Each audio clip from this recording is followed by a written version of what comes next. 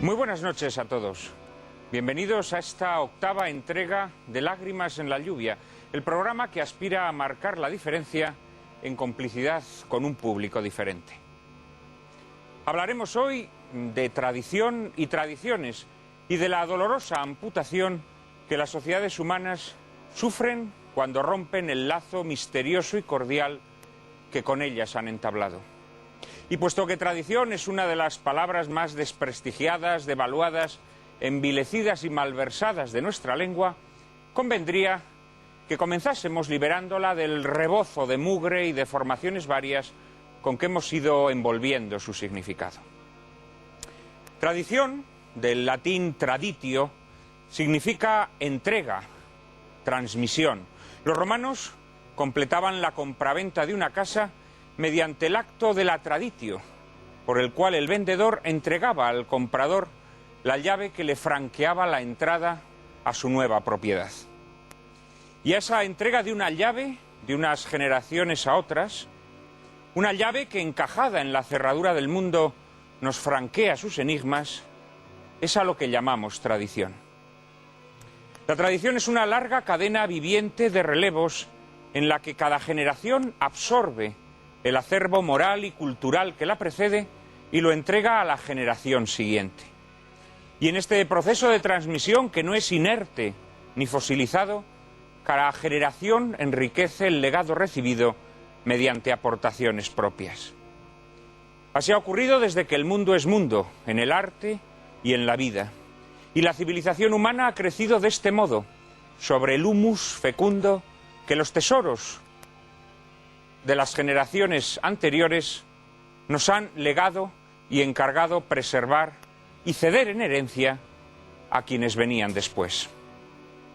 Mientras esta cadena no se quiebra, los hombres se sienten fortalecidos por lazos que los protegen de la intemperie. De ahí que todos los tiranos que en el mundo han sido, para imponer sus designios, hayan tratado de destruir los lazos de la tradición, pues saben que las personas desvinculadas se convierten en carne de ingeniería social. Por eso los nuevos tiranos abominan de las fiestas y ritos que nos vinculan al pasado. Por eso destierran de sus planes educativos todas las disciplinas que contribuyen a explicar a las nuevas generaciones el mundo del que proceden y señalan su futuro.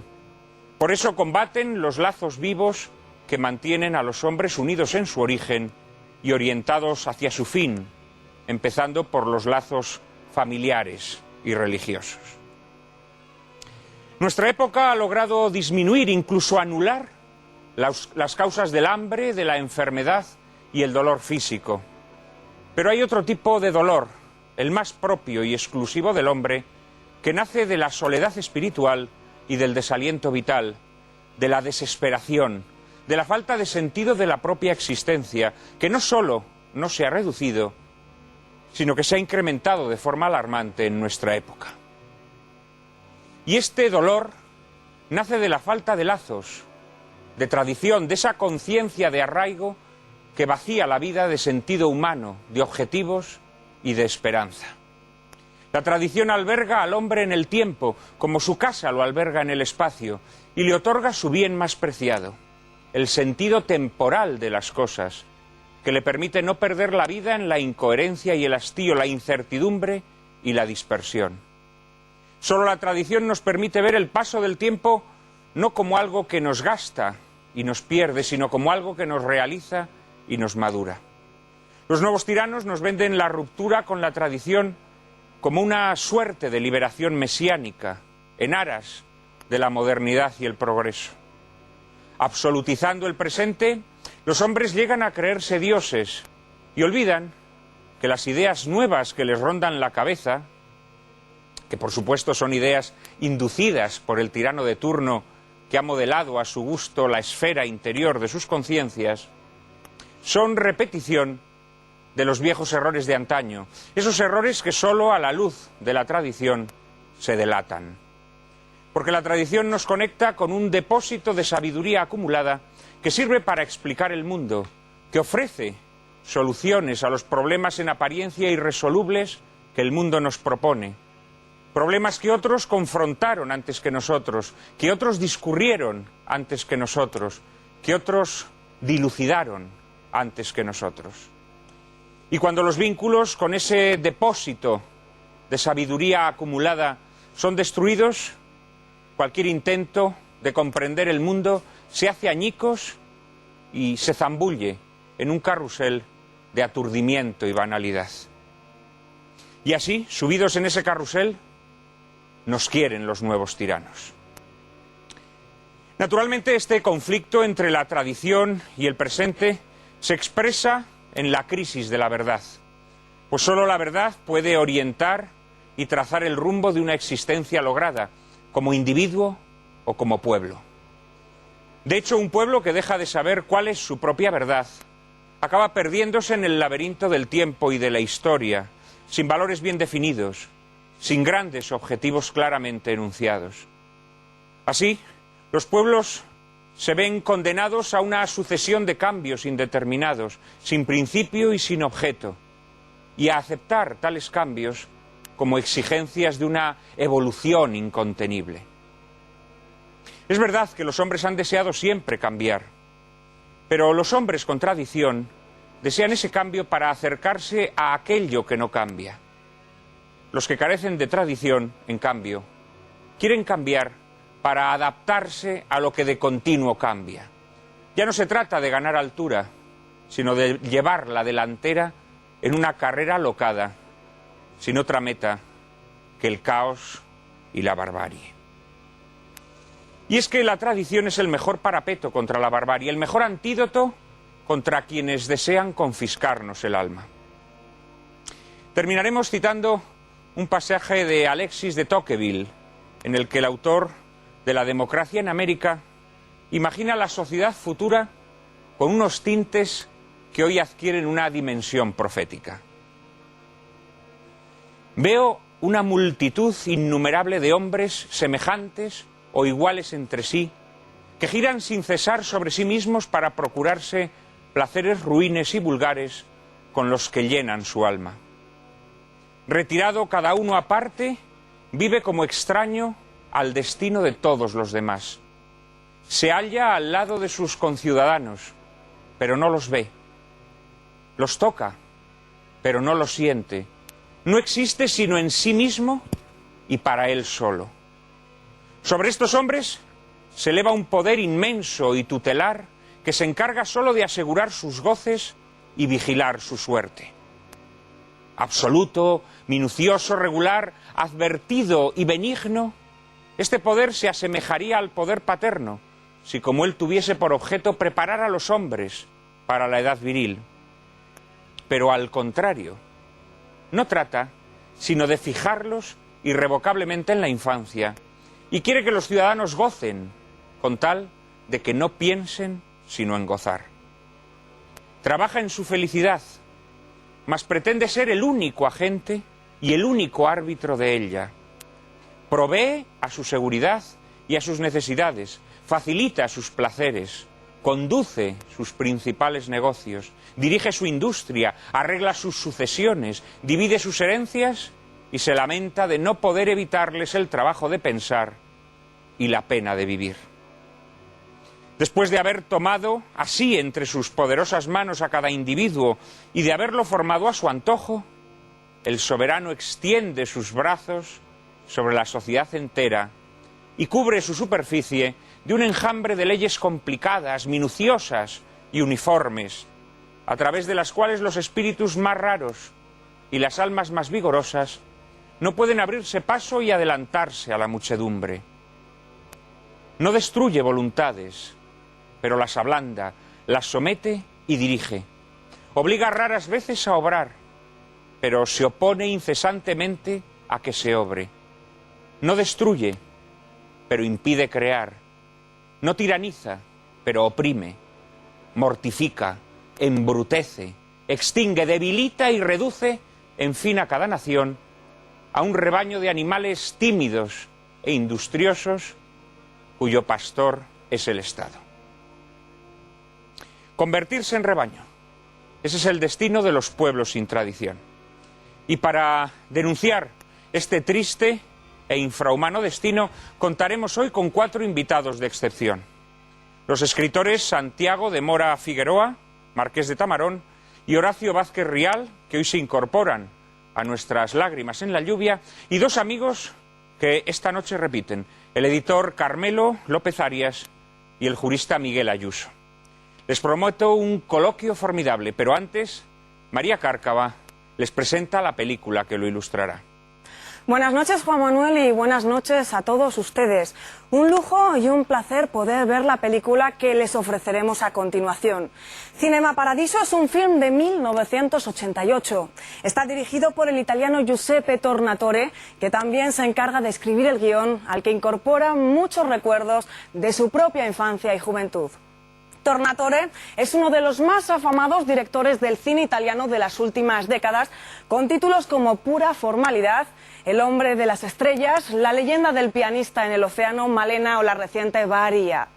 En esta soberbia coproducción entre Italia y Francia, que obtendría el Oscar a la mejor película extranjera, destacan infinidad de aspectos, entre ellos una cuidada fotografía a cargo de Blasco Giurato y la excepcional banda sonora compuesta por Ennio Morricone en colaboración con su hijo Andrea. Morricone es conocido por sus creaciones musicales para los spaghetti western de la época y colaborador habitual del mítico director italiano Sergio Leone. De hecho, Morricone ha vendido más de 40 millones de discos en todo el mundo. Cinema Paradiso transcurre en un pueblecito de la Sicilia de posguerra llamado Giancaldo. La cinta narra retrospectivamente, utilizando la técnica del flashback, los principales episodios de la infancia y juventud de Totò, interpretado en su niñez por Salvatore Caccio, en su adolescencia por Marco Leonardi y por Jacques Perrin en su madurez, jalonados, eso sí, por recuerdos asociados a su pasión cinéfila que le llevó a entablar una relación conmovedora con Alfredo, el encargado del Cinema Paradiso, interpretado magistralmente por Philippe Noiret. Cinema Paradiso es una obra maestra preñada de sentimientos y reflexiones sobre el paso del tiempo, la memoria, la verdadera amistad o el amor, que les aseguro no les dejará indiferentes. Porque todos, como el pequeño Totò, como el gran Salvatore, hemos tomado en alguna ocasión algún tren sin retorno en una estación cualquiera que no desearíamos haber dejado nunca atrás. Y es que esa estación que dejamos atrás es lo mejor de nuestra vida. Y no solo eso, sino algo más grande incluso que nuestra propia vida. En esa estación está aquello que nos pertenece y a la vez nos alberga y nos cobija. Y cuando ese algo nos falta, nuestra propia vida y el mundo se hacen añicos, son arrojados a la intemperie y reducidos a escombros, como ese cine que da título a la película, convertido en un paraíso perdido que ya nunca podremos recuperar, porque en aras del progreso lo hemos entregado a la destrucción. Ese algo es la tradición, y cuando la tradición nos abandona, solo nos resta ser hombres amputados, sin compañía cierta, sin fervor verdadero, en cuya cama duerme siempre una mujer distinta, como le reprocha al protagonista a su madre. Apaguen las luces de su cuarto, desconecten el teléfono móvil y sumérjanse en el mundo de hermosas emociones que Cinema Paradiso les propone. Y si al término de esta magistral película no tienen los ojos arrasados de lágrimas, háganselo ver, porque significará que o bien padecen algún trastorno afectivo o que se les han secado las glándulas lacrimales. Que ustedes la disfruten.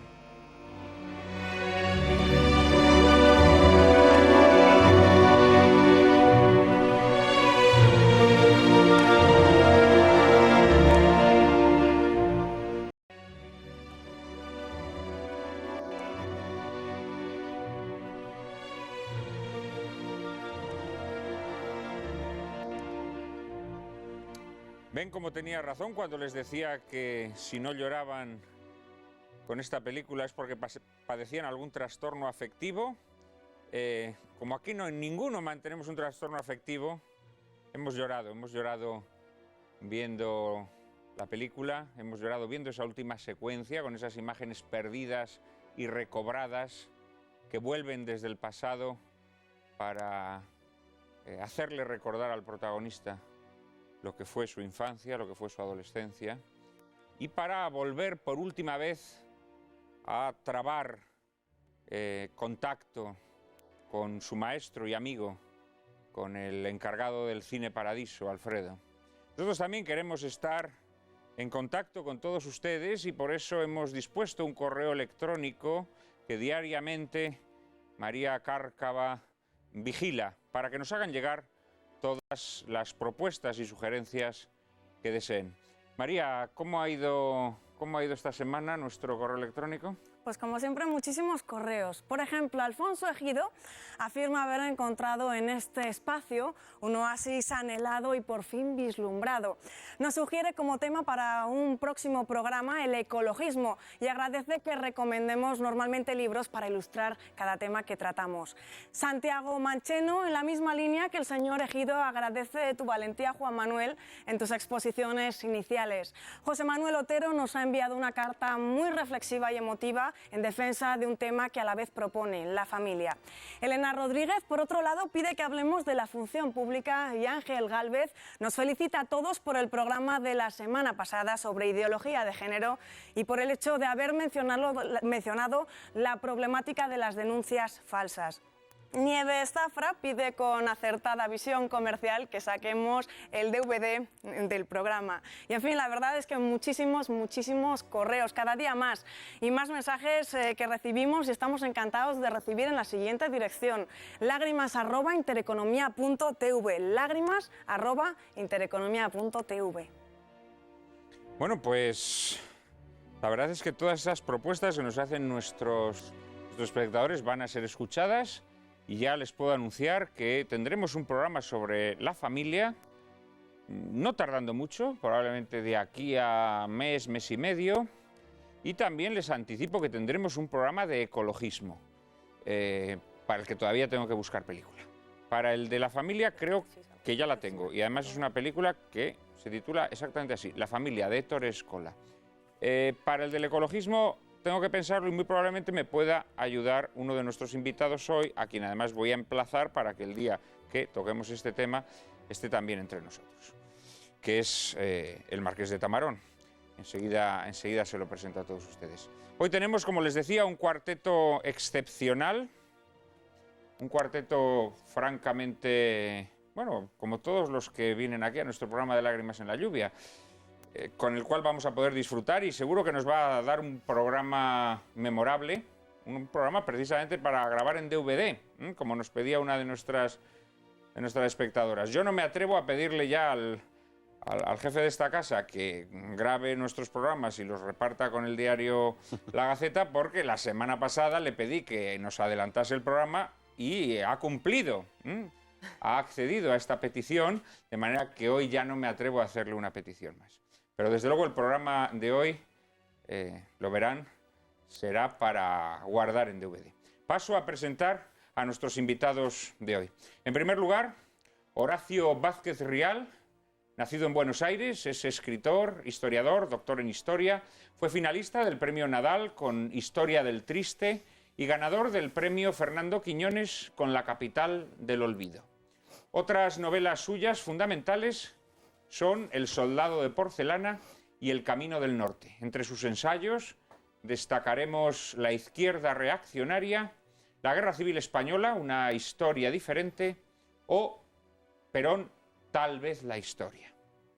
Muy buenas noches, Horacio, muchas gracias por estar aquí con nosotros. Gracias. A su lado está el invitado a quien antes citaba, y a quien me gustaría invitar al programa del ecologismo, Santiago de Mora Figueroa, Marqués de Tamarón, escritor y diplomático, ha sido embajador de España ante el Reino Unido y director del Instituto Cervantes. Entre su obra ensayística podemos destacar El Guirigay Nacional y El siglo XX y otras calamidades. Es también autor de la novela El rompimiento de Gloria y de los volúmenes de cuentos Pólvora con aguardiente y Trampantojos. Tamarón se considera sobre todo conservador y cree que lo único que puede hacer su generación es salvar de la liquidación por derribo este mundo, para entregarlo a quienes vienen detrás, para entregarles a quienes vienen detrás los restos que aún quedan de la belleza natural, arquitectónica, plástica, literaria y por supuesto espiritual. Muy buenas noches, Santiago, gracias por haber accedido, por haber aceptado nuestra invitación y desde luego quedas emplazado a ese programa sobre el ecologismo en el que creo que tendrás muchas cosas que decir. Sí, pero te temo. En contra del ecologismo yo de pandereta y a favor de la conservación. Eso es, sí. Me refiero de ese ecologismo ideologizado. Sí, sí. En contra de ese ecologismo ideologizado y a favor de la conservación del medio natural. También está con nosotros un inquilino frecuente de este programa, un invitado que a todos ustedes les gusta y que a nosotros también nos gusta traer con frecuencia aquí. Se trata de Miguel Ayuso, jurista práctico y teórico, pertenece al cuerpo jurídico militar y ha sido letrado del Tribunal Supremo. En la actualidad es catedrático de la Facultad de Derecho de la Universidad Pontificia Comillas de Madrid. Dirige la revista Verbo, de formación cívica y acción cultural según el derecho natural y cristiano, y es presidente de la Unión Internacional de Juristas Católicos. Autor de unos 20 libros, entre los más recientes se hallan La Constitución Cristiana de los Estados o Estado, Ley y Conciencia. Muchas gracias, Miguel, por estar hoy aquí, Juan Manuel. También. Y por último, nuestro cuarto invitado, ya tuvieron ustedes la ocasión de verlo, si nos siguen desde el primer programa, pues allí estuvo, al igual, por cierto, que Miguel Ayuso, y es Carmelo López Arias, traductor y editor. Como tal, ha traducido y editado diversas obras de pensamiento vinculadas al tema que hoy nos ocupa. Es, además, periodista y crítico literario y colabora en distintos medios de comunicación, entre ellos el semanario Alba. En la actualidad, trabaja en la editorial Libros Libres, que acaba de publicar este libro que tengo entre mis manos, Pluma en Ristre, de Leonardo Castellani, libro que se ha publicado bajo la tutela de Carmelo y con edición de este Menda, de servidor que les habla. Leonardo Castellani es un escritor al que Carmelo y yo publicamos y descubrimos al público español hace ya un par de años, en un primer volumen que se titulaba Cómo sobrevivir intelectualmente al siglo XXI, y ahora, 2 años después, perseveramos en nuestro intento de dárselo a conocer al lector español, después del éxito del primer libro, con este Pluma en Ristre que recoge escritos inéditos de Leonardo Castellani, inéditos incluso en su país natal, en la Argentina, escritos que nunca fueron reunidos en libro, y en donde Leonardo Castellani toca pues, los temas que siempre le preocuparon, ¿no? Entre los cuales, indudablemente, se halla la tradición. Yo sospecho, Carmelo, que a Castellani le habría encantado estar esta noche aquí con nosotros, hablando sobre tradición. Le habría encantado y habría tenido mucho que aportar a este debate. Sin duda, sin duda. Habría además conseguido que el debate fuese muy movido, porque nosotros tenemos aquí, digámoslo así, a nuestro agitador natural, que es Miguel Ayuso, pero yo creo que si hubiese estado Castellani, la agitación hubiese sido todavía mayor. Castellani era un genio, pero era muy soso en lo personal, según dicen todos los que le trataron. Igual nos hubiera decepcionado en el debate. Bueno, yo no tengo tan claro que fuera soso, ¿eh? Yo le he escuchado sermones, sobre todo grabados por sus parroquianos, porque Castellani era sacerdote jesuita, expulsado de la Compañía de Jesús y luego restituido al ministerio a partir del año 66. Murió siendo sacerdote, pero no jesuita. Y la verdad es que es verdad que en la conversación no era tan brioso como con la pluma en la mano, pero, en fin, tenía que ser un personaje excepcional. Yo invito a todos nuestros espectadores a leerse Pluma en Ristre y a disfrutar de la visión antimoderna y extraordinariamente lúcida de Leonardo Castellani.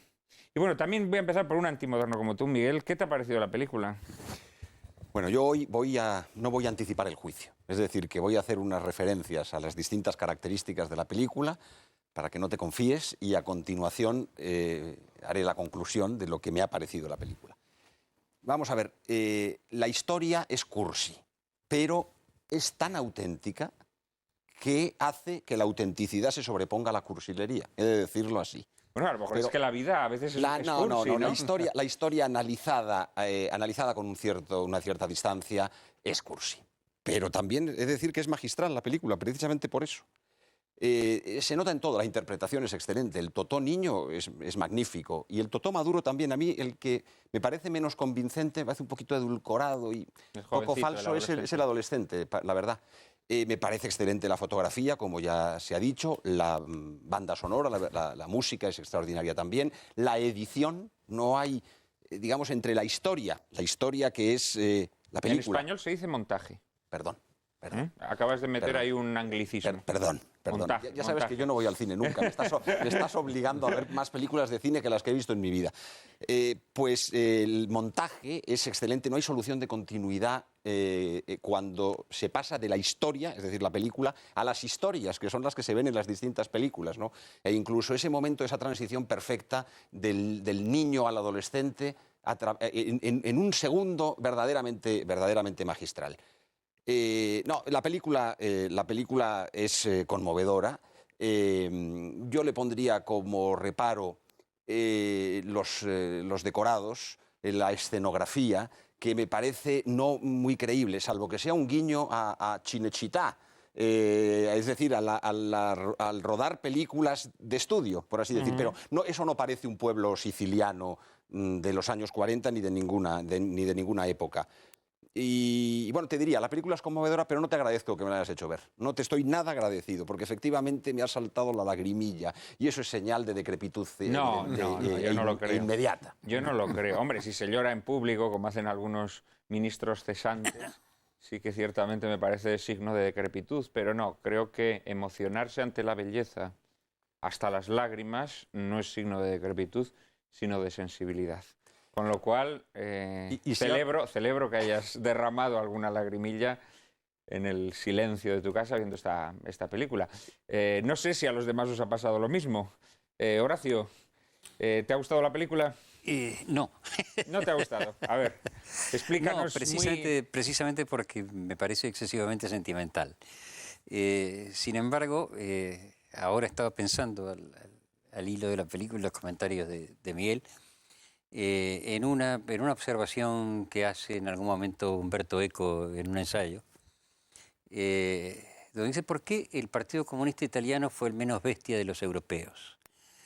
Y él dice, ha sido por la influencia en la sociedad italiana del cine americano.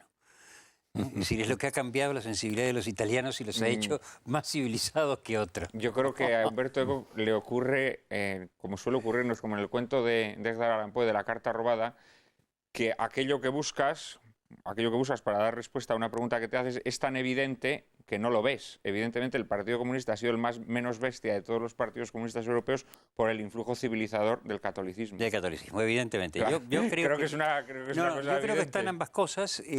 Curiosamente esto está dicho en un ensayo que Eco publica. Es un solo libro donde hay un ensayo de Eco y otro del cardenal Martini. El diálogo que mantuvieron. Sí, reflexión, efectivamente. Ahí es donde Eco dice... De hecho, fíjate, el cine tal y como la gente lo concibe, en esta película, yo creo que denota la pervivencia de una sociedad católica, o sea, porque el cine es casi como ir a misa, ¿no? Realmente los lugareños viven la celebración del cine como una disculpa, pues para que los vínculos de la comunidad, ¿no?, se fortalezcan y... pero bueno, la película no te ha gustado por excesivamente sentimental. Por excesivamente sentimental, sí. ¿Pero te ha parecido un poco falsa, efectista? ¿Te ha parecido... Efectista desde ese punto de vista, sí. No necesariamente falsa. Por supuesto hay un placer enorme en ver a Noiré, ¿no? Es decir, es un actor tan inmenso que todo lo demás palidece alrededor de él, ¿no? Incluido Jacques Perrin, que nunca fue un gran actor, ¿no? Siempre fue un actor muy menor de la Nouvelle Vague, ¿no? Hubiera pasado sin verla. Bueno, Carmelo, ¿tú hubieras también pasado sin verla? No, yo me alegro de haberla visto, porque además creo que retrata muy bien uno de los sentimientos más auténticos y universales que existen, que es el de la nostalgia, ¿no? Además en su acepción más etimológica, es decir, el dolor por el regreso. Además un dolor, y voy a sacar a Castellani un momentín a colación, contrario al de Castellani, porque Castellani cuenta en este libro cómo él también estuvo hasta los 17 años en su pueblo natal, volvió 17 años después, sin haber estado, y se encontró que lo que había cambiado no era él, como en el caso de la película, sino el pueblo. Dice, conocí que el pueblo era otro, y además magnifica con mayúsculas la palabra otro. No tenía historia, es decir, por así decirlo, había roto con la tradición, por enlazar con nuestro tema. No, yo la Pero película... esto también se percibe en esta película, yo creo, ¿no? Bueno, pero en esta película realmente, hombre, ha cambiado lo que tiene que cambiar. Es decir, 30 años después las calles no son iguales, los coches son diferentes, pero se mantienen los símbolos de referencia Sí, pero el de la cine ya ciudad. no- y el cine ya no es. El cine lo derriban el mismo día que llega Totó. Pero, sin embargo, hay un elemento de reconocimiento de la que son las personas. Las personas están ahí en el momento en que se juntan para el entierro, reconoce allí a las personas de su infancia, ¿no? Entonces, yo creo que ese es un sentimiento muy universal que está muy bien abordado en esta película, que efectivamente, yo no voy a desvelar si he soltado lagrimita o no, emocionarme, me he emocionado porque hay escenas realmente muy, muy hermosas, ¿no? Yo creo que habiéndola derramado Miguel, que es un hombre muy duro, yo creo que tú también, Carmelo. Yo creo que tú también. Tamarón, muy buenas, muchas gracias por estar Muy bueno. también hoy aquí. Gracias a ti, Juan No sé Manuel. qué te ha parecido la película, ¿también te ha parecido ternurista o por el contrario te ha emocionado de verdad? Me ha parecido tierna, pero es que yo soy tan anticuado que las películas me parece que tienen que ser tiernas, tienen que ser así. Si no son así, pues no valen, porque quien no llore en Casablanca es que no tiene corazón. Quien no llore en esta película, pues efectivamente no tiene corazón. Y como la gente va al cine para llorar, que si no, ¿para qué va a ir al cine? Que si no, lo que hay que hacer es leer. Y además leer a quien no hace llorar. Estilo Stendhal o gente dura. Pero el cine está para eso, yo creo, ¿no? Fijaos, esta película, que decías tú que no te parece un pueblo siciliano... tiene otra película muy reciente que se estrenó hace un año, menos de un año, Tornatore, Bari, sobre un pueblecito de Sicilia también. Y realmente el aspecto del pueblo es muy similar a este. Es decir, él se ve que tiene una imagen de su infancia, fijada de su infancia. Y, hombre, a lo mejor un pueblo en Sicilia sé que sea así, ¿no? Sí. No lo sé. Es que fíjate, el puntillismo en el examen de la película va en su contra. Todo es un poco forzado, hasta los caracteres, el tonto, el loco, todo es un poco forzado. El cura, Bueno, hombre, pero... un cura democristiano, lo siento, pero tengo que decirlo. Joder, pero por favor, no empieces. Un cura blandito, obsesionado solo por los besos. Yo no digo que en la época del clero no estuviera obsesionado por eso, Pero era es, así, y en España también. es un cura democristiano, blando, Sí. da pena. Y es un cura protomodernista incluso, por lo mal que celebra la misa. Sí, bueno, parece que cuando le vemos celebrar la misa en realidad es una escena cómica en la que está reprendiendo al niño que se está Pero quedando la dormido. escena cómica tendría sentido con las misas del concilio, pero no con la misa de siempre, donde no hay comicidad ninguna. No, pero en honor a la verdad, Tornatore es un director que nace en el año 56. Luego, evidentemente, él está aquí hablando de falsos recuerdos, o en realidad de recuerdos de una generación anterior. Eso sí es cierto, es decir, hay un componente de impostura en el sentido de que, claro, nos está hablando de los años 40 o de los años 50, cuando él en realidad no tiene memoria de esos años. Él en realidad tendría que haber hecho una película con los 60, los 70, en donde ya ese proceso de disolución del pueblo se percibe, ¿no? Pero yo estoy en desacuerdo con una cosa que has dicho respecto del carácter religioso de la asistencia a la... No, lo he dicho en sentido metafórico. No, lo sé. Lo he dicho Pero en sentido metafórico. para mí ese es uno de los puntos débiles de la película desde el punto de vista conceptual, en relación con el tema que nos reúne. Yo creo que la relación de la película con el tema es parcial, pero sobre todo es discutible. Y es discutible porque hay una verdadera sustitución perversa del ágora, es decir, de la plaza como lugar de sociabilidad natural, con el cine. Es decir, lo natural se convierte en virtual. El cine se convierte en la sustitución de la vida social. Eso es muy peligroso. Y es verdad que lo que ha venido después es mucho peor. Pero el mero hecho de la insistencia en que en el cine los novios se besan, se ve gente comiendo y bebiendo, gente enamorándose, gente haciendo otras porquerías... que todo eso ocurra en el cine es una especie de indicación de que el cine es un sustituto de la verdadera sociedad. Bueno, quizá es que la película anuncia un poco o prefigura, sí, la ruptura de los vínculos comunitarios, No tanto por el cine, que yo creo que el cine no trajo eso, pero sí lo iba a traer luego la televisión y todo lo que ha venido después de la televisión, no digamos Internet, etcétera, etcétera. Es que quizás, si me permites, lo que tú decías antes de que la película era, o alguien lo dijo, tenía un lado metafórico de la evolución que vendría después. Quizá lo esencial es el desarraigo que produce una emigración forzada por las circunstancias y por las esperanzas y por las expectativas, y que indudablemente conduce a precisamente lo que nos reúne hoy, a saber qué balance cabe sacar de ese éxodo masivo del Mezzogiorno italiano, Sicilia, que ocurrió igual en la península ibérica, y ese cambio aceleradísimo, que no ocurrió en Alemania, en Inglaterra o en Francia, donde el cambio social y cultural fue lento. Es que eso quizá nos podría llevar a preguntarnos por qué en España no hay conservadores, por ejemplo. Hay gente de derechas, pero conservadores no. Y tampoco los hay mucho en Italia. ¿Se puede decir que el señor Berlusconi sea conservador? No. Ciertamente Bueno, no. pues Sí, eso, es conservador pero de la revolución, como todos los conservadores. Los partidos conservadores siempre han conservado la revolución. Esto es un diagnóstico que está en Balmes, en cuyo bicentenario estamos, Sí, sí. que por cierto era más bien conservador que otra cosa, pero es genial. Y en realidad esto, cuando se observa la historia de España, por ejemplo, los periodos en los que el liberalismo, que es destructor siempre, ha sido únicamente algo constructivo, ha sido en los periodos moderados o en los periodos conservadores.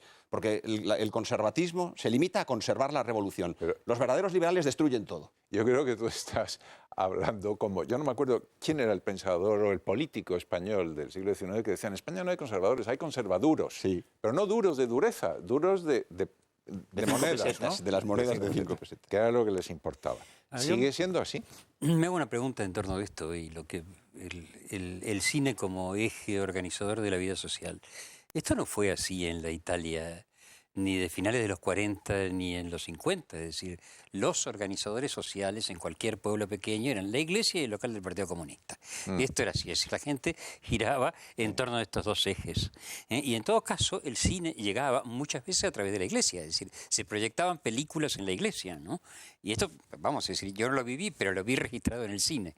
Es decir, en el cine italiano de los 60 se ve muy bien esto, En este ¿no? caso parece que sean locales eclesiásticos, porque hay incluso una estatua de la Virgen, es decir, una imagen de la Virgen. Es decir, que no es que sea la iglesia, pero parece que sean locales eclesiásticos. Todo O bajo supervisión eclesiástica, Sí, sí. eso sin duda. Bajo supervisión, sin duda, pero incluso en locales eclesiásticos. Pero hay un elemento característico de esa caracterización social del cine y es el reconocimiento de la autoridad del sacerdote para censurar. Porque, aparte de todo, yo creo que es interesante en esta película ver lo que normalmente se achaca a la España nacional católica, lo que es realmente es una costumbre de la época en los países donde la Iglesia conservó una autoridad, ¿no? Seguro. Pero es que el caso es que el sacerdote, sus decisiones de lo que se ve y lo que no se ve y sus cortes son respetados colectivamente a pesar de que a todo el mundo le fastidian, ¿no? Y se ve, la gente está deseando ver besos y no los consigue ver, pero aún así admite esa limitación. Todavía se conserva el papel representativo, el papel del sacerdote como una autoridad sobre la comunidad. Sí, o sea, que por cierto, el concepto de autoridad está además muy ligado al de tradición, ¿no? Hoy hablamos aquí de tradición, pero probablemente no puede haber tradición sin autoridad. Es que ese es el marco social de los países latinos, por lo menos. Claro, Francia con sus singularidades, porque la revolución en Francia tuvo un significado que no lo ha tenido en España o en Italia, donde la revolución nunca ha sido orgánica, como dice Menéndez Pelayo. Aquí la revolución no fue orgánica, fue siempre a golpes y nunca terminó verdaderamente de arraigar. Y en Italia, quizá la presencia del papado y de lo que significa el papado tiene una significación semejante. Yo creo que hasta el concilio más o menos es algo así, y al fin y al cabo no hay tantas diferencias entre la Italia de después de la Segunda Guerra Mundial y la propia España franquista, en la que es una especie de democracia cristiana sui generis. Y Irlanda. Hay que ver lo que era Irlanda. Es que yo me acuerdo de la Irlanda de los años 50, porque estuve allí. A mí me parecía que España era el colmo del liberalismo comparado con aquello. Era una cosa verdaderamente extraña, ¿eh? La Irlanda de los años 50. En fin. Eso sí que nos llevaría quizá al concepto de tradición, que no es no es el mismo concepto de tradición en Italia, en España quizá entre Italia y España sí, pero con Irlanda hay diferencias clarísimas, clarísimas. ¿Tú con qué concepto de tradición, por ir centrando un poco el tema, con qué concepto de tradición te identificas? Si tuvieras que definir la noción de tradición a la que tú te adhieres, bueno, o la que discutes, o la que... Sí, no, pues mira, yo te citaría a un pensador católico, precisamente inglés, o te diré quién era, que no era Chesterton, ciertamente, y que decía, en los años 30, a mí me irrita muchísimo cuando leo que los nacionalsocialistas hitlerianos, alemanes, y los comunistas soviéticos, que para él era la modernidad, el pensador era Christopher Dawson, decía, me irrita mucho cuando dicen que son paganos, dicen los conservadores británicos, que van a ser paganos. Ojalá, el paganismo tenía un gran sentido espiritual, que no sería el cristiano, ciertamente, pero que al final somos también herederos de una espiritualidad pagana y ciertamente de una cultura pagana, mientras que los bolcheviques y los nacionalsocialistas no tienen absolutamente nada que ver con eso. Bueno, esa es el tradicionalismo, la tradición que a mí me interesa y con la que me siento cómodo, que no es ciertamente excluyente y que admite, porque creo que entra dentro de eso, igual que por supuesto hay que admitir la tradición judeo-cristiana, que es la base, judeo-cristiana, también lo pagano. Y yo creo que el error nuestro, como por lo menos el de mis amigos conservadores, es a veces olvidarse de lo que tuvo que recordar Juan Pablo II no hace tantos años, diciendo que la espiritualidad del paganismo tenía un lugar en el plan divino, me parece que se llama economía divina, ¿no?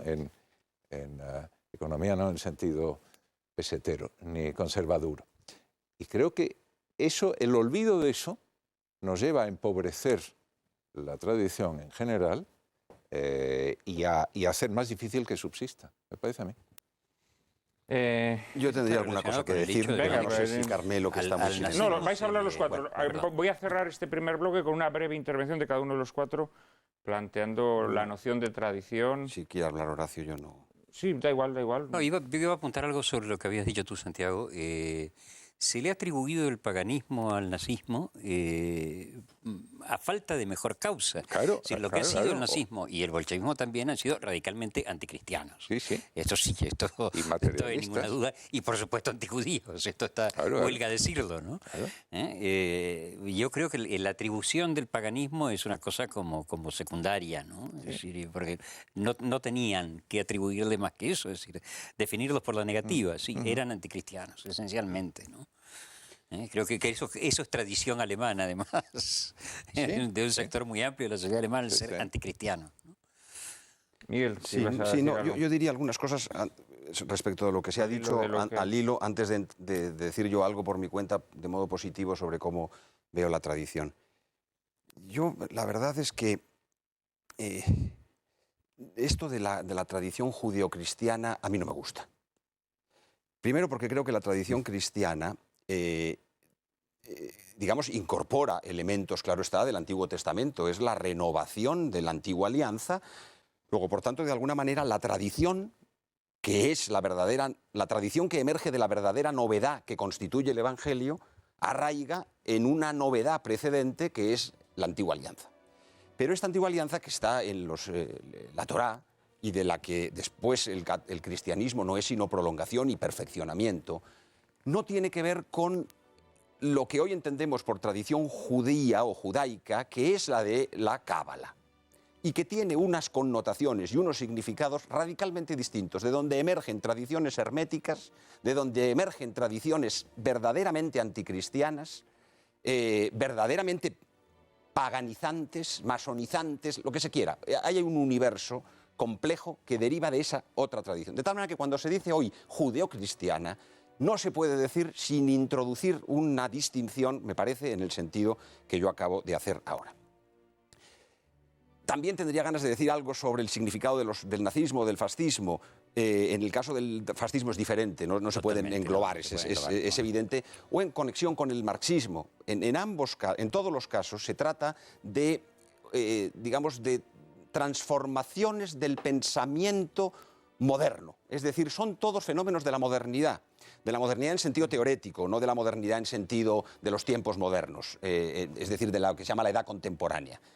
Y lo que pasa es que en un caso procede por la vía del idealismo extremo, a partir del cual Marx le da la vuelta, lo pone patas arriba, y en el otro caso por una vía dialéctica, no por una vía lineal, sino por una vía dialéctica de oposición frente a eso, ¿no?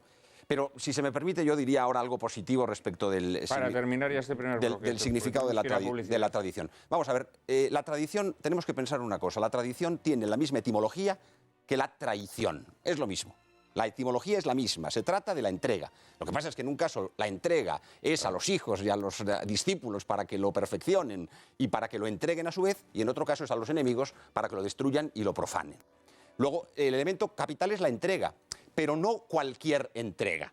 Yo creo que ya en la propia etimología de tradición y en su separación de traición aclaramos que es una entrega, pero que no es cualquier entrega. ¿No te importa que lo dejemos aquí? Seguimos después de la publicidad. En unos minutos volvemos.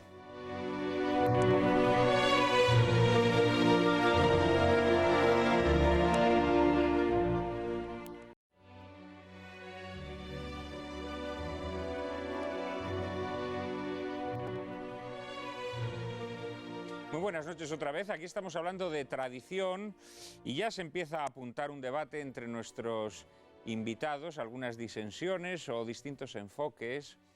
Antes de meternos en harina, en los próximos 40 minutos, le voy a dar paso a María Cárcava para que nos presente una canción, una curiosa canción que yo conocí gracias a un colaborador de este programa, Kiko Méndez Monasterio, que nos va a servir muy bien para centrar y para enfocar la tragedia de lo que es la traición a la tradición, por utilizar esta distinción que nos había propuesto al final del primer bloque Miguel Ayuso. María Cárcava, por favor. Juan Manuel, propongo esta noche tanto a nuestros invitados como a quienes nos están viendo desde casa y, si me lo permiten, un pequeño cambio a la hora de introducir el tema. Lo has mencionado tú ya. Dejaremos en esta ocasión que sea un grupo de folk originario de Quebec llamado Mes Aïeux, en español Mis Antepasados, el que con su canción tal vez más conocida, De Generación, nos ilustre sobre el significado de la ruptura del hombre con la tradición y sus consecuencias. Desde luego, servidora no lo podría hacer mejor. Pongan atención a los subtítulos quienes así lo necesiten y verán que en el caso que nos atañe nada se puede expresar ni más claro ni tampoco más alto. Vamos a verlo.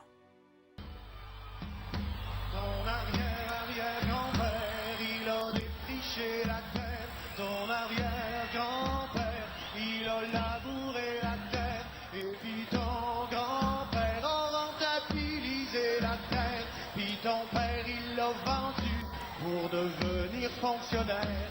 Et puis toi, mon petit gars, tu sais plus ce que tu vas faire dans ton petit 3,5, ben trop cher près de ton hiver.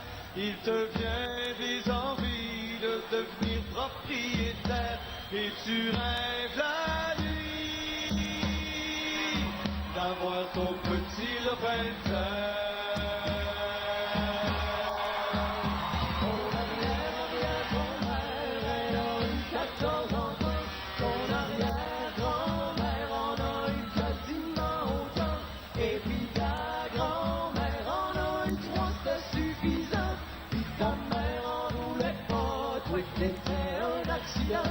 Et puis toi, ma petite fille, tu changes de partenaire tout le temps. Quand tu fais des conneries, tu t'en sauves en avortant. Mais y a des matins, tu te réveilles en pleurant. Quand tu rêves la nuit d'une grande table entourée d'enfants.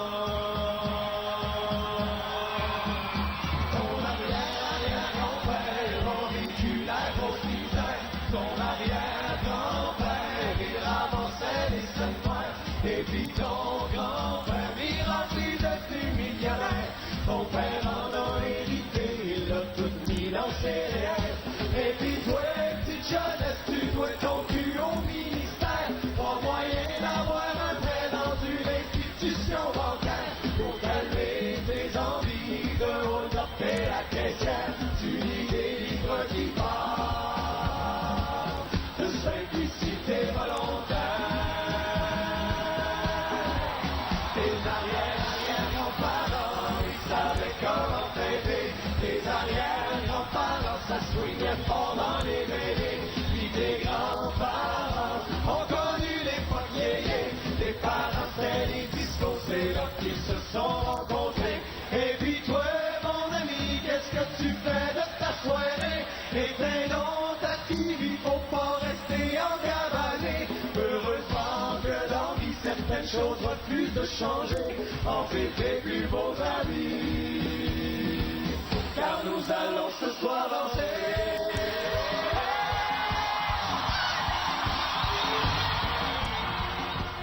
Nos hemos olvidado de cultivar la tierra, nos hemos olvidado de tener hijos, nos hemos olvidado de cantar y bailar. Ese es el drama de haber roto los vínculos con la tradición.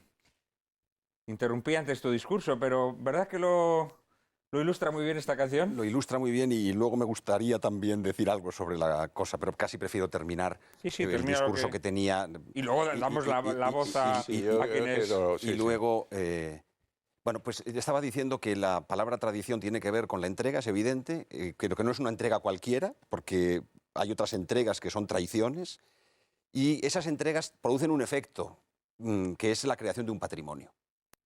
Entonces, las consecuencias desde el punto de vista individual, psicológico, el sentido del tiempo, la maduración del tiempo, eso es lo que aporta la película. La película, para mí, sí está bien elegida desde el punto de vista temático, pero solo en ese aspecto, por así decir, individual, más que en el colectivo. Pero también eso tiene traslación desde el punto de vista colectivo, desde el punto de vista filosófico. Se podrían decir muchas cosas sobre la recuperación de un cierto sentido de la tradición en la psicología de William James o en la moral de Bergson. Se podrían decir muchas cosas sobre eso, no es el caso.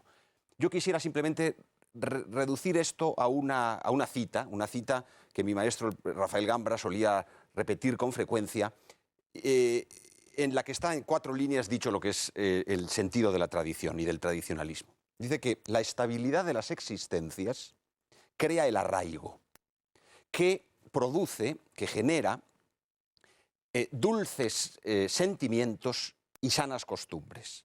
Estas sanas costumbres cristalizan en saludables instituciones que a su vez fortalecen de nuevo las sanas costumbres. Esa es la esencia del tradicionalismo.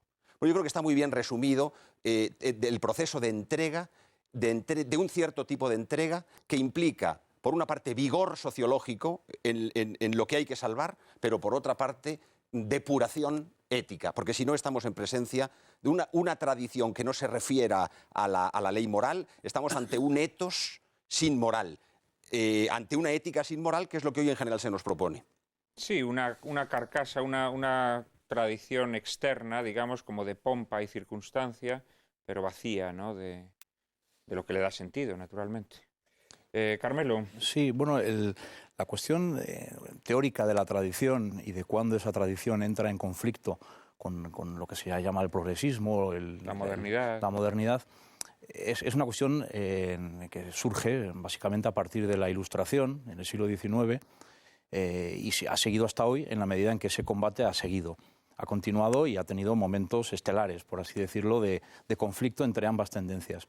Pero superpuesto a ese conflicto político, ideológico, hay una permanente lucha entre la tradición y la innovación, que es quizá la que se hace referencia a la canción que acabamos de escuchar, que hace referencia a cuestiones de tipo cultural y existencial.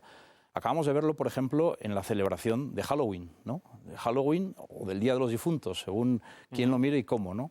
Que es un ejemplo práctico, coherente. Además, acabamos de salir de Halloween y nos metemos en Papá Noel, es decir, otra innovación que lucha contra otra tradición, la de los Reyes Magos.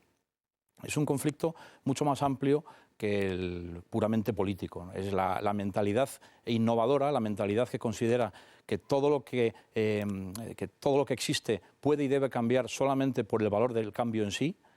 Eso es lo que nos conduce a situaciones como la que cita la canción o la que mencionaba Santiago de la inmigración masiva que hubo en realmente en general en los países pobres de Europa hacia los países ricos con una ruptura con el pasado. Pero en cualquier caso, tanto en el aspecto político como en el aspecto más cultural o existencial, lo que hay es un cambio de idea de tradición, de la tradición como esclavizadora a la tradición como protectora y liberadora, que yo creo que esa es su misión real. Es decir, la tradición puede suponer un bloqueo, por ejemplo, en el ámbito científico y tecnológico. La innovación es buena en sí misma, porque es siempre hacia mejor, hacia un conocimiento mejor de la naturaleza. Bueno, no siempre es hacia mejor. Bueno, las aplicaciones pueden no ser hacia mejor. El conocimiento que produce la ciencia sí es un mejor conocimiento de la naturaleza. Y solemos ver como positiva esa innovación porque viene desde abajo. Es decir, viene desde la investigación, viene desde el estudio. Pero el problema es que la tradición es protectora frente al de arriba. Es decir, normalmente es el que manda, el que quiere romper las tradiciones porque es la mejor forma de dejar aisladas a las personas respecto a la voluntad del dominante. Y eso es también a lo que nos hemos encontrado en los últimos siglos. Hemos desustanciado la vida comunitaria para dejarla en manos de las decisiones de los poderosos, que antes tenían un corsé. Es cierto que lo tenía la sociedad, pero era un corsé benefactor. Y ese corsé era también una limitación para el que tenía el poder. De tal forma que la idea de la tradición como algo que se entrega es también la que nos vincula al pasado y nos hace fuertes frente a los líderes advenedizos, ¿no? Indudablemente, indudablemente. No, está muy bien que plantees ese conflicto. Bueno, primero has hablado de un conflicto político. Has dicho que ha tenido momentos estelares. Yo creo que desgraciadamente esos momentos estelares han significado siempre un retroceso de la tradición frente a la modernidad. Esta es la dura realidad, ¿no? Yo sigo esperando el momento en el que las tornas cambien, ¿no? O si no cambian, que se resuelvan de manera gozosa, ¿no? Pero ese conflicto que ha sido político, que ha sido social, de costumbres, en el fondo también son manifestaciones de un conflicto superior, ¿eh? Yo creo que hay un orden anticristiano, digámoslo así, que ha buscado en la ruptura de los vínculos de la tradición la forma, digamos, de desbaratar la sociedad para poder desenvolverse mejor en esa sociedad ya descompuesta, ¿no? Este fenómeno del que estamos hablando, de la inmigración, que quizás ha sido una de las grandes tragedias para lo que podríamos llamar la Europa católica, ¿no? en el siglo XX, es evidente que lo que trajo fue la descomposición de esa vida, de esas formas de vida que favorecían, bueno, pues eso, que la gente estuviese arraigada a su tierra, que la gente tuviera hijos, que la gente bailara y cantara, como nos decía la canción, ¿no? Horacio, sí, tu visión de la tradición y de la ruptura con la tradición que supone la modernidad. Tal como se plantea en la canción, que me parece muy interesante. Sí, además una canción muy sarcástica, brutalmente sarcástica. Por un lado, yo estaba pensando, bueno, se está describiendo un proceso que yo he vivido, ¿no? Quiero decir, mi abuelo era un señor que cultivaba la tierra en Galicia. Es decir, mi padre y mis 7 tíos se fueron todos de Galicia y trabajaban en otras cosas y fueron funcionarios. Y mis primos y yo llegamos a la universidad. Bien, esto vino, por un lado, ligado a la historia familiar. Pero por otro lado, a un dato objetivo que ocurrió en toda la sociedad española, que fue el abandono del campo por la ciudad. Y que se tenía que dar por la industrialización, por el progreso, los progresos, el cultivo de la tierra, que hacían que la cosa también se industrializara en el campo, ¿no? Es decir, yo creo que con todo eso hay que contar, no creo que haya habido en nada de eso una ruptura voluntaria. Es decir, es como que fueron arrastrados por la historia, por eso es tan común, ¿no? Es decir, cuando tú enfrentas un relato individual, dices, bueno, pero esto nos ha pasado a todos, ¿no? Es decir, sí, la historia nos pasó por encima a todos, ¿no? Es decir, más allá de nuestra conciencia, la historia nos incluye, ¿no? Y ahí vamos, yo no veo al contrario, todo lo contrario, ¿no? Todo lo contrario. Es decir, lo que ha habido siempre es una voluntad de preservación de la tradición. En la familia, vamos, es lo que yo siento, ¿no? Es decir, cada vez que es posible la reunión clánica, pues se da, ¿no? Es decir, y se busca, y entonces está el recuerdo del bisabuelo, por ejemplo, que cumplía años el 25 de diciembre.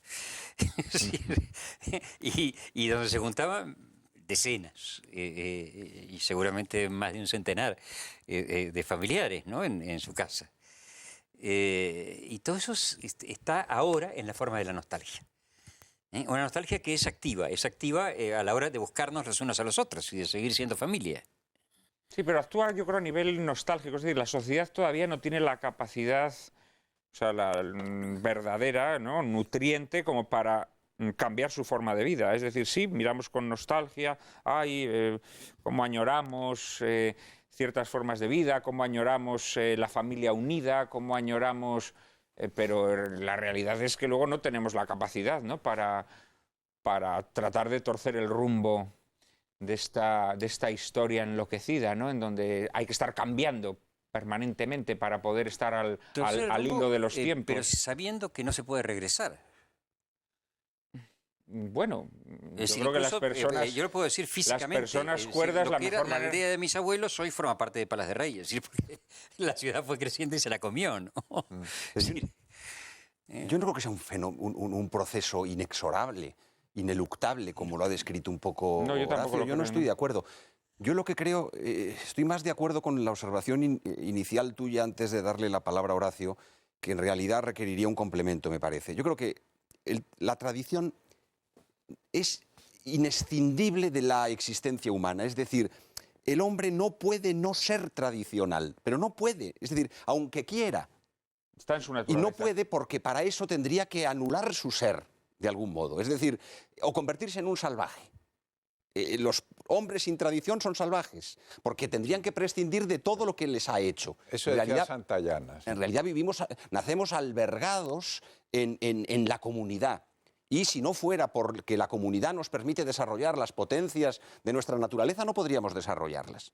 Entonces, digamos, es tan necesaria, y esto en el ámbito individual, pero es que diríamos con el colectivo ocurre algo igual, ¿eh? Lo que decimos del ámbito individual se puede trasladar al ámbito colectivo. Entonces, es tan imprescindible la tradición en la vida de los hombres y en la vida de los pueblos, que solo se puede concebir la lucha contra la tradición y la aversión contra la tradición desde otro nivel. ¿Y cuál es ese otro nivel? ¿Cuál es esa otra instancia desde la que se explica el odio a la tradición? Desde mi punto de vista, el odio contra el autor de la creación, es decir, el odio contra Dios. El antitradicionalismo es de alguna manera antiteístico y anticrístico. Es sobrenatural, digamos que su naturaleza es sobrenatural. Preternatural, si se quiere. Y en los dos sentidos, si me permites. Porque precisamente, si me dejas, Sí, no tienes la palabra. un turno, es que iba a haber comentado que tu negativa de que existía la tradición judeocristiana, negativa matizada, porque no has dicho eso así, pero ahora cuando hablas que el odio a la tradición es el odio a Dios, bueno, hay un fenómeno curiosísimo que es la ocultación dentro de la tradición de lo que todos sabemos, pero no queremos mencionar. Por ejemplo, el versículo menos citado de la Biblia y el más en el que todos creemos, todos, pero no lo citamos jamás. Me parece que es Génesis 6:6. Y Dios se arrepintió amargamente de haber creado al hombre. Qué gran verdad, naturalmente, pero después de todo, ¿cómo no iba a haberse arrepentido? Lo que pasa es que luego, pues como todos sabemos, cuando va a destruir el mundo, pues llega Noé y lo convence de que no son tan malos, de que le deje salvar a unos cuantos, no sé. Bien, pero la frase, que es terrible, es y Dios se arrepintió de haber creado al hombre, que no era para menos. Pero eso no lo podemos aceptar, con lo cual lo ocultamos, lo metemos debajo de la alfombra. Pero luego viene, en cambio, es decir, eso es la ocultación de la tradición que sigue viva, pero por debajo de la alfombra. Y luego hay la nostalgia que sigue viva a pesar de que no la aceptemos del todo. Y ahí la frase no es tan ilustre como del Génesis, pero es de otro gran judío, George Steiner, que él mismo se definía como un judío agnóstico y como un liberal en el sentido americano de la palabra, es decir, de izquierdas, pero que decía, la cultura es impensable, el gran arte es impensable en una sociedad donde no haya una sociedad atea y igualitaria no puede producir arte. arte de primera. Lo decía, me duele confesarlo, me parece que lo dice en... no es en gramáticas, no, es en... Luego me acordaré en cuál de los libros lo dice, pero lo dice clarísimamente. No puede haber arte digno de ese nombre si no hay una conexión con lo trascendente. Me parece que dice, citando a alguien, dice, si no se cree que hay un alma inmortal, ni puede haberlo en una sociedad perfectamente igualitaria. Ese arrepentimiento... Tenemos que interrumpir unos segundos y enseguida estamos otra vez con ustedes.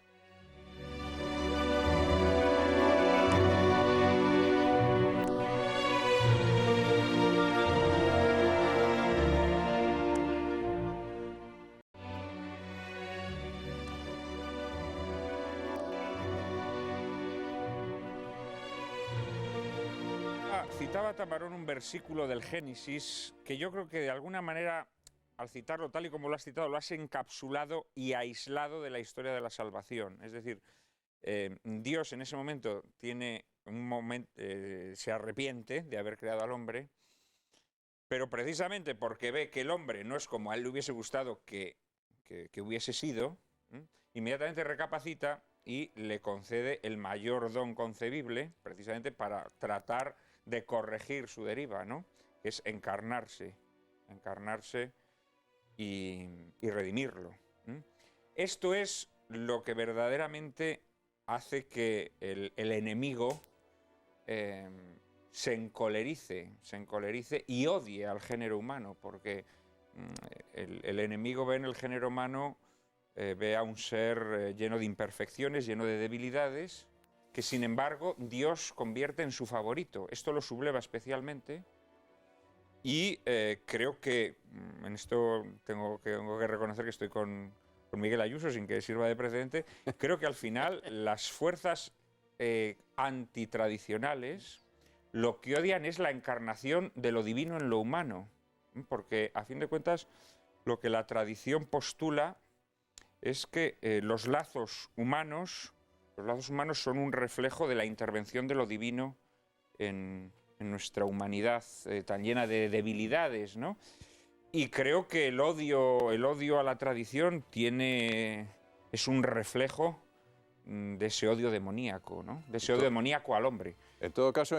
Odio demoníaco que se expresa hoy, porque hablamos, fíjate, perdóname, hablamos mucho de nuestra nostalgia de la tradición, pero bueno, la dura realidad es que hoy los vínculos en el ámbito familiar están destruidos, familias deshechas, hijos entregados a una diáspora de padres y madres que se los intercambian en sus custodias compartidas o no compartidas. Vemos una sociedad absolutamente desmembrada, que ya no se reconoce en unos ritos comunes, que ya no se reconoce en unas costumbres comunes. Vemos una política convertida en una especie de campo de agramante de todos contra todos, en donde los partidos políticos se dedican a exacerbar nuestras diferencias. Y vemos también la ruptura con la tradición, incluso en aquel ámbito que tendría que ser el que la preservara, que es el de la Iglesia, ¿no? De tal manera que, bueno, bien, podemos tener nostalgia de la tradición, pero la dura realidad es que estamos entregados a la destrucción de la tradición. Ciertamente, pero por volver al Génesis, que tiene su importancia, digo yo, no, claro que sí. Lo primero es que para Dios no existe el tiempo, con lo cual es verdad que es una metáfora oriental, ya sabemos que la revelación se adapta al momento histórico y al lenguaje histórico de cada momento, o al lenguaje artístico. Pero sin exagerar, ¿eh? Sin exagerar tampoco. Bueno, ya, pero entonces explícame lo de Dios arrepintió. No es que se arrepintiera como quien se arrepiente de no haberse llevado al cine la gabardina porque va a llover. No. Llovió, pero llovió porque quiso. Dios, y si salvó el género humano fue porque se arrepintió de haberse arrepentido. Vale. Eso en un lenguaje del Antiguo Testamento.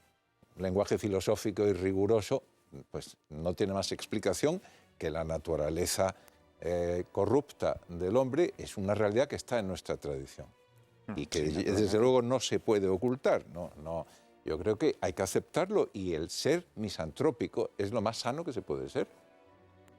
Para mí, me parece que... Naturaleza no corrupta, que es sanísimo, vamos, yo creo que nunca se es bastante misantrópico. Bueno, la misantropía, sinceramente, vamos. La misantropía, cuidado, porque puede ser el perfecto caldo de cultivo para el que quiere combatir la tradición, ¿no? Te ves solo, no te se lo ves digas a solo los y dices, calvinistas ni a los católicos preconciliares, que eran muy misantrópicos. Muy, Bueno. muy. No, al contrario, muy comunitarios, muy comunitaristas. Y luego, y ya sí que no os canso más, pero me he acordado del nombre del libro de George Steiner, que era Presencias Reales, que es un buen título para un libro, y donde, insisto, el archiprogre dice que no puede haber cultura en una sociedad igualitaria ni atea. No, pero es que eso Ahí es va así. eso, pero está bien, ¿eh? Y la dura realidad, vamos a ver, nosotros que somos escritores, que tenemos una sensibilidad artística, lo estamos viendo. El arte, la literatura de nuestro tiempo se está convirtiendo pues, en un puro ombliguismo, en un onanismo, en una papilla que se deshace porque no tiene una razón de ser. Nada. No tiene un sustento. Sí es. Ha perdido sus vínculos con la tradición y ya no tiene ninguna belleza que celebrar, ni ningún misterio que descubrir. No tiene nada, se ha quedado sin sentido, sin objeto. Él dice que el único escritor de primera ateo, que no se ve muy bien qué clase de ateísmo es, porque es complicado, es Samuel Beckett. Sí, pero... Dice él, ¿eh? Un ateísmo muy conflictivo. Por eso, claro, por eso él dice que se salva, porque dice, y empleando un lenguaje desgarrado, y ahora resulta que ese tal ni existe. Es decir, la rabia contra Dios. Pero que es un ateísmo sui generis, porque no se tiene rabia contra un vacío. No, claro, naturalmente.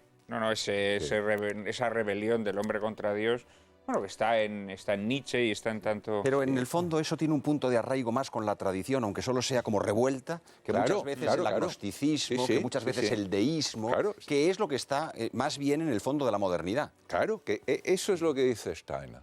Y yo modestamente no leo esos autores heterodoxos, pero el recto uso de la razón me ha llevado a conclusiones semejantes. Más ortodoxo de es una broma. crees, probablemente. Bueno, no sé si era ortodoxo o heterodoxo, porque no recuerdo quién era, el que decía aquello de que se puede saltar al vacío, pero no se puede saltar desde el vacío, que venía a recoger esta idea. No sé si os acordáis. Gustave Thibon. Bueno, pues eso sí que es un pecado no haberme acordado del autor de la frase. Es decir, ortodoxo.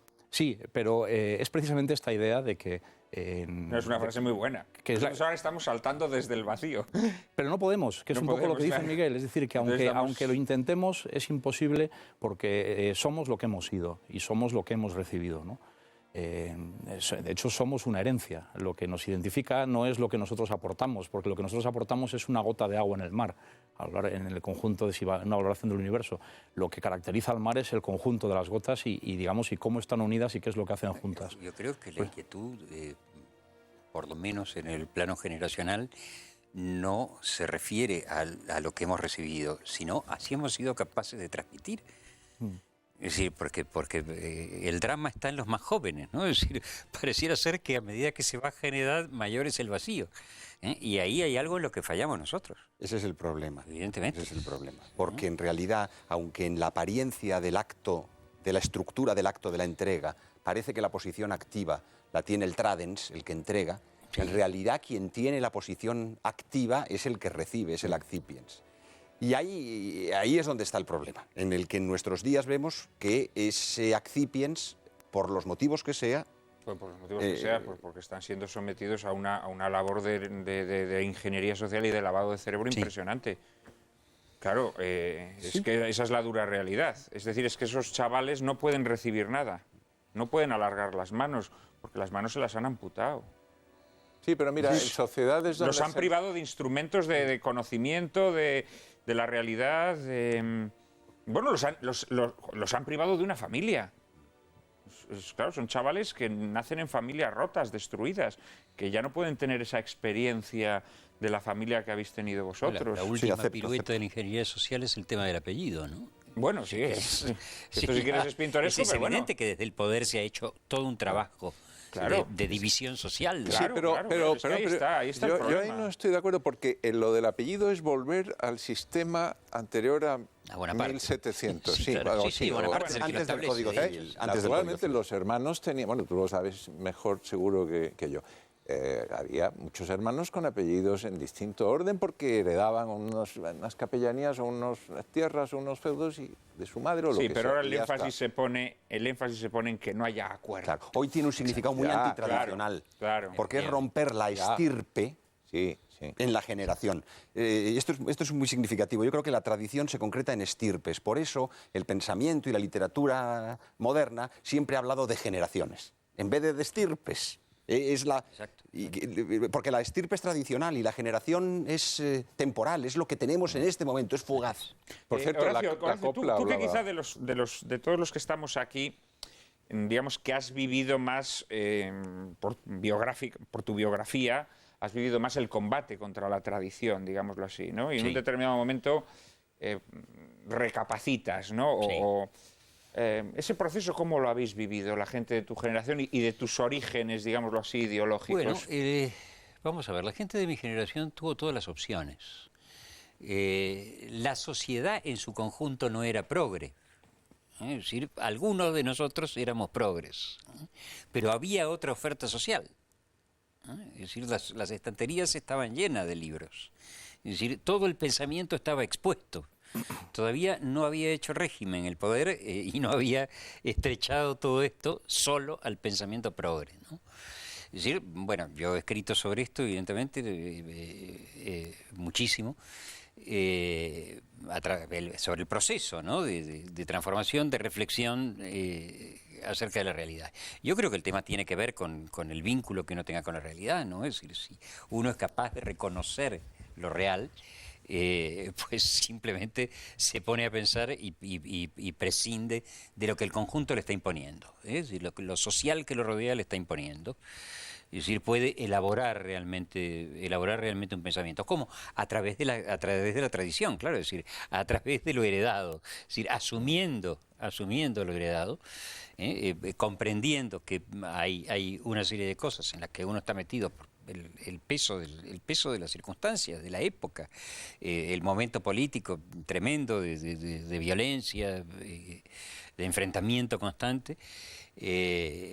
En eso ha sido muy beneficioso y creo que ha ocurrido para muchísimos españoles republicanos también. El hecho del exilio permite tomar una distancia considerable, permite salir del agujero de la violencia y te da un espacio para pensar y para volver a ligarte a todo aquello de lo que viene realmente, de lo que ha sido apartado por el momento, ha sido apartado por lo tremendo del momento, ¿no? Trato de resumirlo muchísimo porque le he dedicado unos cuantos cientos de páginas al tema, Sí, claro. además de verdad. Oye, me ha sorprendido que no hayas reconocido que en la pasividad del que toma la tradición, Sí. actúa sobre él, pues que... Sí, no, pues yo no lo niego. Yo estaba subrayando el carácter activo de la tradición. No quería negar lo que tú has afirmado, por eso tampoco he entrado a ulteriores matices. Lo que quería era afirmar la importancia del protagonismo de quien recibe. Yo comprendo todas las dificultades que quien tiene hoy, pero por lo menos podría haber reacción. Es decir, yo voy comprendiendo que cada vez hay menos que conservar, porque como la tradición ha sido volada, hoy lo que queda es la antitradición. Y la antitradición merece poca conservación frente a lo que creen los conservadores. En cambio requiere mucha reacción. Esto me recuerda siempre el lema de un eximio peruano del primer tercio del siglo XX, don José de la Riva Agüero, personalidad ilustrísima, que decía, yo soy conservador, no reaccionario, sí. Y le preguntaban, pero hombre, ¿usted cómo tiene valor para decir esto? Conservar. ¿Usted cree que hay algo que conservar de todo esto? En cambio, no ve contra lo que hay que reaccionar. Y eso es lo que yo quería subrayar, que ni siquiera el carácter reactivo por parte del accipiens se ve hoy. Y esto es particularmente duro y particularmente significativo de la tragedia. Y eso como ningún agente social lo cultiva, como no se encuentra en ningún lugar porque la educación vive una situación de emergencia educativa, como ha dicho Benedicto XVI.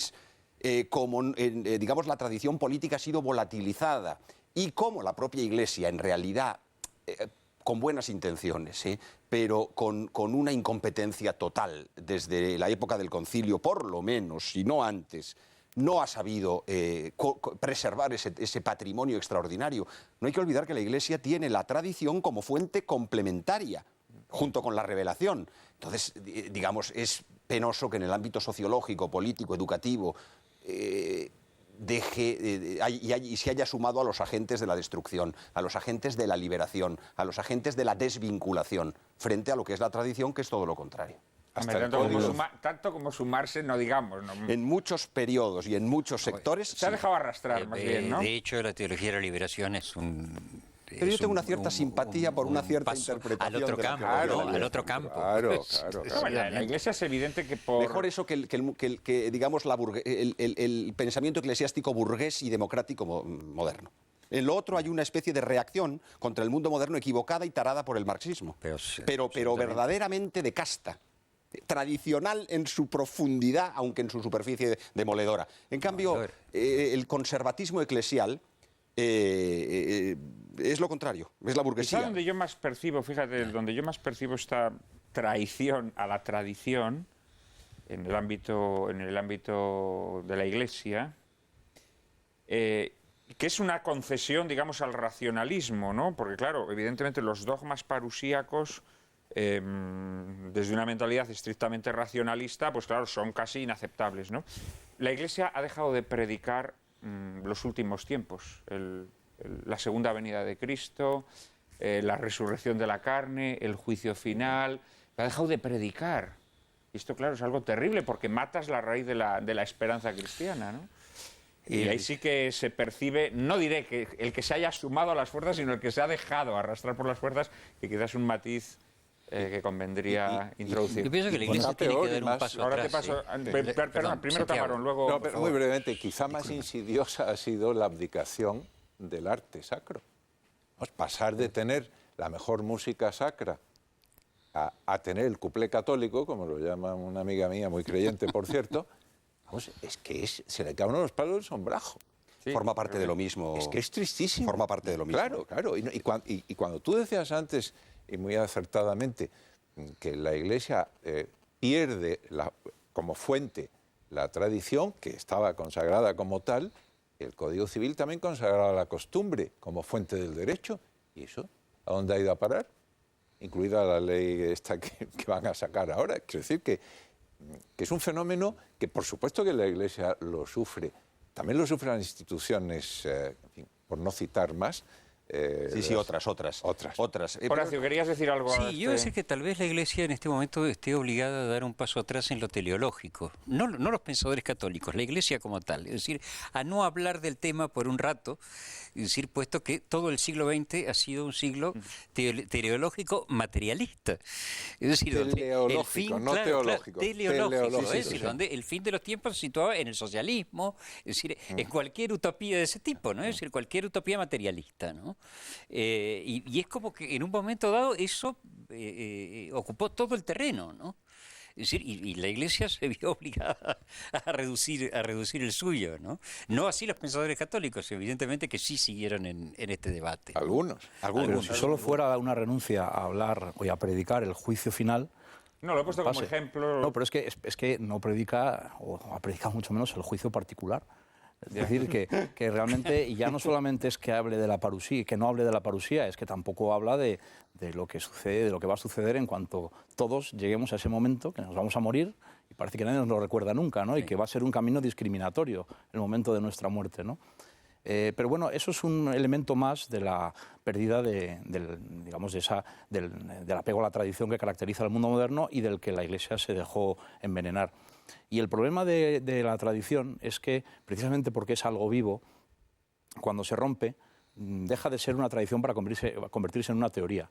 Y por eso los enemigos de la tradición saben muy bien que lo más importante es cortar. Porque en el momento en el que cortes, y en el momento en que a partir del corte haya generaciones que no conocen lo anterior, la resurrección del pasado se convierte en puramente ideológica. Y ese es el gran mal que pueden hacer. Antes mencionaba dos casos anecdóticos, aunque importantes, como son Halloween, o el Papá Noel, podemos hablar del carnaval, podemos hablar de un gran conjunto de tradiciones, de costumbres sociales que se han perdido y que ha sido muy importante en quienes las han roto la idea de cortar con ellas, porque para los que vienen después es imposible de recuperar.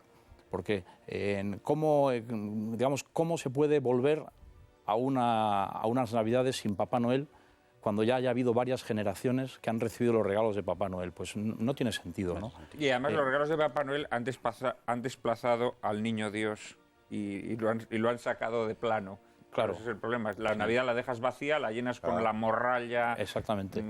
Sí, perdona. No, sí, esa es la idea. Es decir, que la lucha que se plantea normalmente entre la tradición y la innovación tiene un componente racional. Desde luego nadie defiende que ante algo racionalmente mejor haya que mantenerse apegado a lo que es racionalmente peor. Eso es precisamente antitradicional. La tradición, antes hemos hablado de definiciones y no hemos dado ninguna. A mí me gusta mucho la de Víctor Pradera, este pensador y político tradicionalista asesinado en el Madrid del año 36. Decía, la tradición no es todo lo pasado, es el pasado que sobrevive y tiene virtud para hacerse futuro, ¿no? Virtud en el sentido etimológico, fuerza, potencialidad. Entonces, cuando eso se rompe, se rompe el futuro también. Y por eso hay que ser cuidadoso a la hora de enfrentarse a estos combates entre la tradición y la modernidad y no pensar que son secundarios o que son formales o que se pueden resolver puramente con argumentos a favor o en contra. Hay un interés en romper el hilo, porque una vez que está roto no es la tradición o la continuidad no es como una goma, es como una cuerda, ¿no? Una vez que se corta no hay forma de rehacerla. Con esa reflexión que creo que es atinadísima, inteligente y muy certera y muy bella al mismo tiempo, vamos a dejar por hoy nuestras lágrimas en la lluvia. Muchas gracias a los cuatro, muchas gracias por vuestras aportaciones. Gracias. Espero que nos sigamos viendo en este programa, como espero que todos ustedes sigan ahí al otro lado del televisor. Ahora, en un segundo, les vamos a anunciar el tema de nuestro próximo programa.